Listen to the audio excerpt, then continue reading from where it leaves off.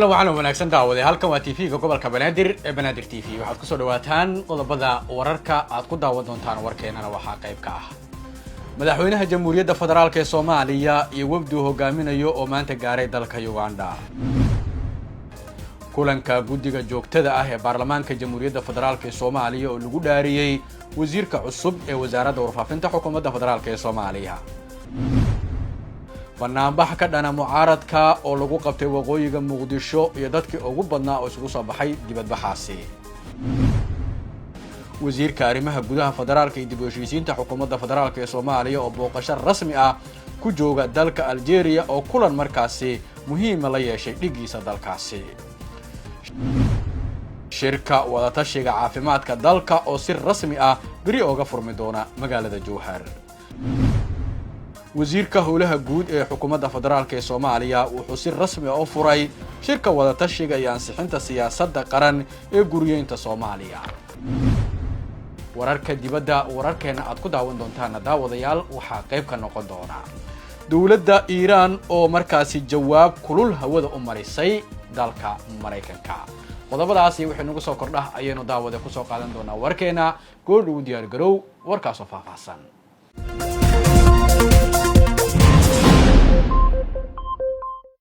وهاي داود انت صحي هايين qodobadii wararka ugu dar corona haatan waxaad ku soo dhawaataan warkaas oo fidsan oo idin akhriyo anigoo ah Cabdikhadir Maxamed Macalin Kalgacal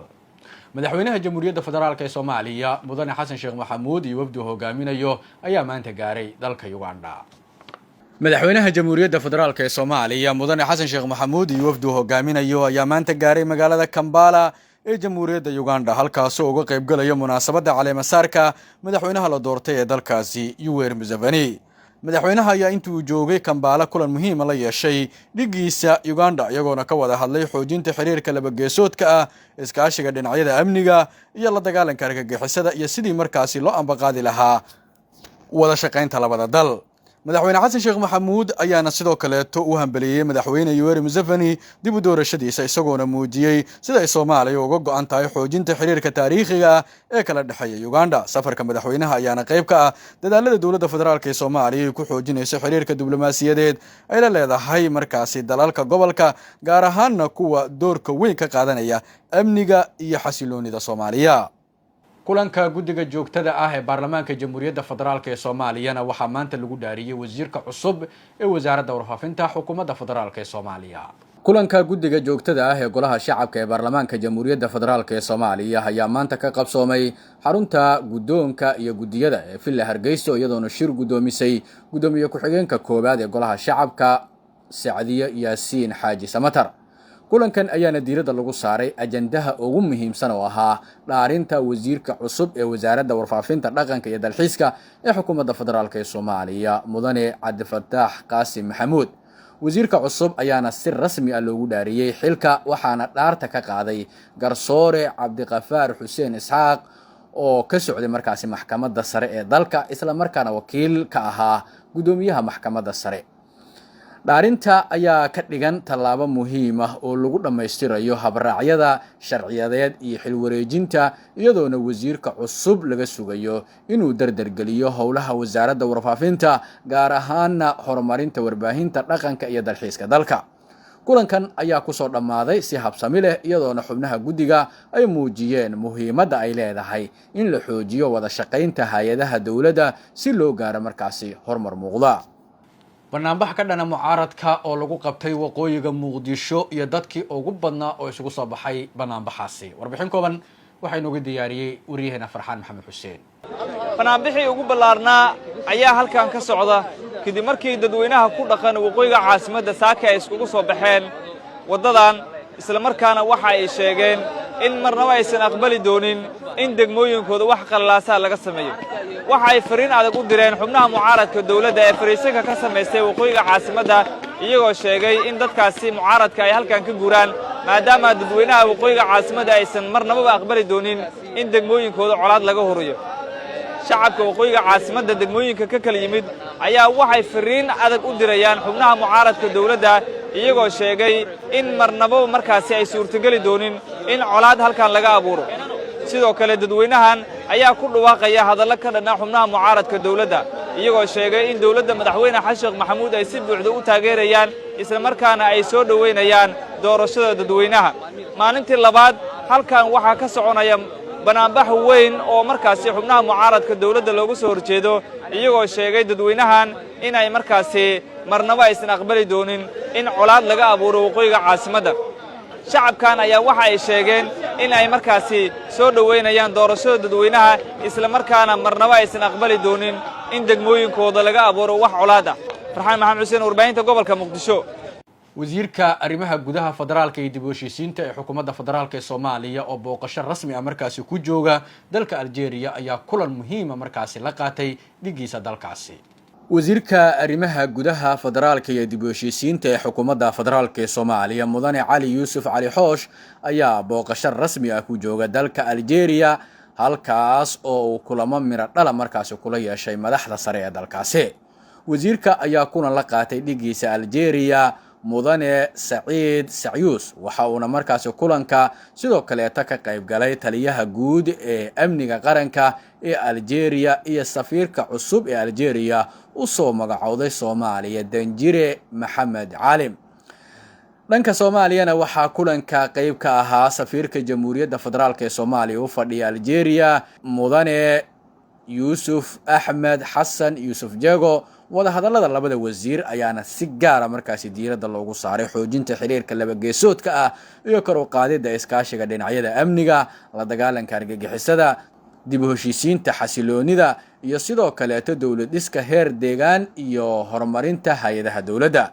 labada dhinac ayaa sidoo kale adkeeyay xiriirka taariikhiga ah ee markaasi u dhaxeeya Soomaaliya iyo Algeria iyagoona muujiyay sida uga go'an tahay xoojinta iskaashiga iyo isweydaarsiga khibradaha si loo taageero nabadda xasiloonida iyo dhismaha dawladnimo ee markaasi labada dal kulankan ayaana qayb ka ahaa dadaalada ay dowladda federaalka ee Soomaaliya ku xoojinayso xiriirada diblomaasiyadeed iyo iskaashiga caalamiga gaar ahaan dhinacyada amniga iyo dawlad dhiska shirka wadatashiga caafimaadka oo si rasmi ah biri uga furmi doona magaalada Jowhar warbixinta mar kaleeto wariyaheena Farxaan Maxamed Xuseen wafdi ballaaran oo ka socda wasaaradaha caafimaadka ee dowladda federaalka Soomaaliya iyo dowlad goboleedyada dalka kana kooban mas'uuliyiin heer kala duwan ayaa maanta gaaray magaalada Jowhar ee caasimadda dowlad goboleedka Hirshabelle wafdigan waxaa hogaaminaya wasiirka wasaaradda caafimaadka ee dowladda federaalka Soomaaliya Dr. Cali Xaaji Aadan waxaana si diiran loogu soo dhaweeyay magaalada ujeedada wafdigan ayaa ah ka qaybgalka shirka wadatashiga caafimaadka dalka oo si rasmi ah maalinta bari ugu furmi doona magaalada Jowhar ee dowlad goboleedka Hirshabelle iyadoona sidoo kale muhiimadda looga hadlayo shirka ay tahay sidii loo horumarin lahaa caafimaadka dalka sidoo kale shirka ayaa diiradda lagu saari doonaa tayeynta adeegyada caafimaadka bulshada dardargelinta qorshayaasha caafimaadka qaranka iyo sidii shacabka Soomaaliyeed ay u heli lahaayeen adeegyo caafimaad oo tayo leh isla markaana loo wada siman yahay intuu shirka socdo waxaa mas'uuliyiinta ay sidoo kale halkaasi ka jeedin doonaan khudbadooyin ku saabsan horumarka caafimaadka laga sameeyay iyo qorshayaasha dowladda federaalka Soomaaliya ugu degan sanadaha soo socda sidii loo horumarin lahaa caafimaadka dalka waxaa shirka la filayaa in laga soo saaro talooyin iyo sidoo kale go'aano muhiim ah kuwaasi oo salka ku hayo horumarka caafimaadka wasiirka howlaha guud ee xukuumadda federaalka ee Soomaaliya wuxuu maanta si rasmi ah u furay shirka wadatashiga iyo ansixinta siyaasadda qaran ee guriyeynta Soomaaliya wasiirka wasaaradda howlaha guud iyo dib u dhiska iyo guriyeynta ee dowladda federaalka ee Soomaaliya Ayuub Ismaaciil Yuusuf ayaa si rasmi ah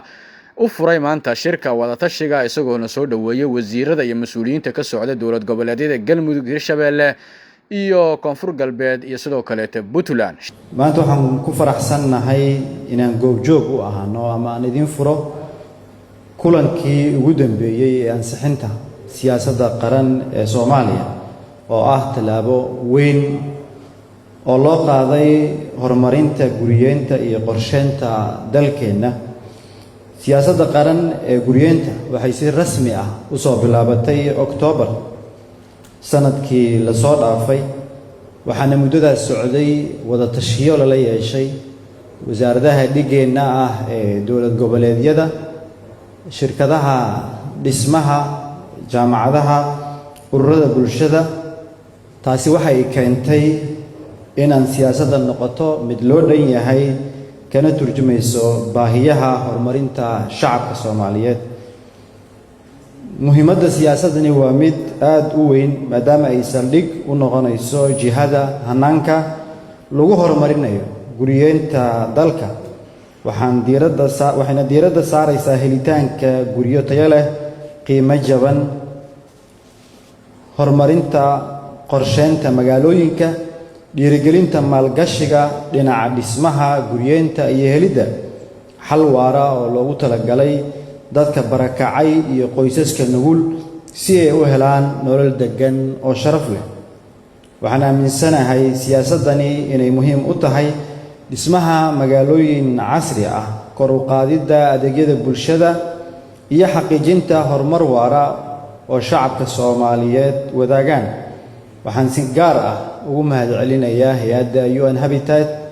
oo shaqo fiican nala qabatay bahwadaagna la ah wasaaradda howlaha guud, shaqooyinkii ballaarnaa ee farsamo iyo shaqada maanta aan u joogno oo ah ansixinta siyaasaddan. waxaan rabaa sidoo kale inaan u mahadceliyo wasaaradaha ama wasiirada dhigeenna ah ee dowlad goboleedyada oo ayagana runtii dadaal badan muujiyey oo wada shaqayn ah oo muddadii ay socotay siyaasaddan tala bixinteeda ama ka qaybgalkeeda door weyn ka qaatay. waxaan u rajaynayaa kulankan